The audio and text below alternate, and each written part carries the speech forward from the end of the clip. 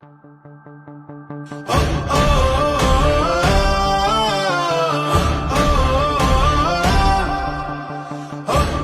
முன்னேற்ற கழகம் நம்முடைய தலைவர் அவர்கள் இந்தியாவில் இருக்கக்கூடிய அனைத்து இயக்கங்களும் துவங்குவதற்கு முன்பே இளைஞரணியை துவக்கி வைத்தவர் நம்முடைய தலைவர். அதேபோல கழகத்துல பல அணிகள் இருந்தாலும் அதுல முதல் அணி நம்முடைய இளைஞரணி என்பதை நான் பலமுறை சொல்லியிருக்கின்றேன். அதை நாம் நிரூபித்தும் காட்டியிருக்கின்றோம். சேலத்தில் நம்முடைய இளைஞரணி 2வது மாநில மாநாட்டை சென்ற டிசம்பர் மாதம் நடத்தி அதையும் ஒரு மிகப்பெரிய வெற்றி மாநாடு நடத்தி காட்டிய உங்கள் அனைவருக்கும் நான் ஏற்கனவே நன்றி சொல்லியிருந்தாலும் மீண்டும் இன்றைக்கு இந்த 45வது ஆண்டில் அடியெடுத்து வைக்கின்ற இந்த நேரத்தில் மீண்டும் என்னுடைய நன்றியை நான் தெரிவித்துக் கொள்கின்றேன்.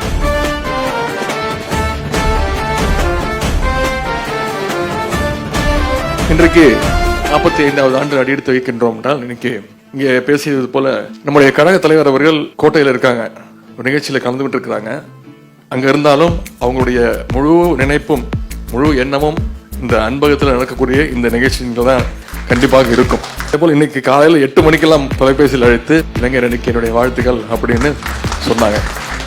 தலைவர் எந்த பொறுப்புக்கு போனாலும் எப்பவுமே எங்களுடைய இளைஞரணிக்கு பிராண்ட் அம்பாசிடர்னா அது நம்முடைய கழக தலைவர் அவர்கள் தான்.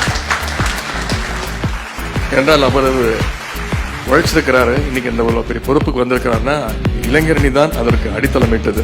அதே போல துணை முதலமைச்சர் அப்படின்னு பலபடி என்ன பத்திரிகை நண்பர்கள் கேட்டபோது கூட சொன்னேன். ஆமா, எல்லா அமைச்சர்களுமே எங்களுடைய முதலமைச்சருக்கு துணையாகத்தான் இருப்போம்.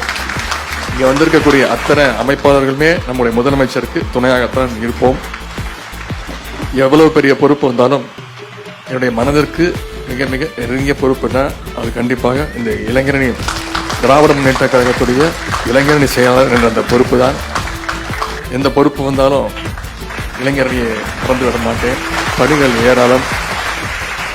எப்படி தொடர்ந்து நாடாளுமன்ற தேர்தலில் வெற்றிக்காக உழைத்தோமோ, எப்படி விக்கிரவாண்டி சட்டமன்ற இடைத்தேர்தல் வெற்றிக்காக உழைத்தோமோ, அதே போல வருகின்ற மிக மிக முக்கியமான தேர்தல் 2026 தேர்தல் என்ன நடந்தாலும் சரி, என்னென்ன கூட்டணி வந்தாலும் சரி, ஜெயிக்க போவது நம்முடைய கழக தலைவர் அவர்கள் தான்.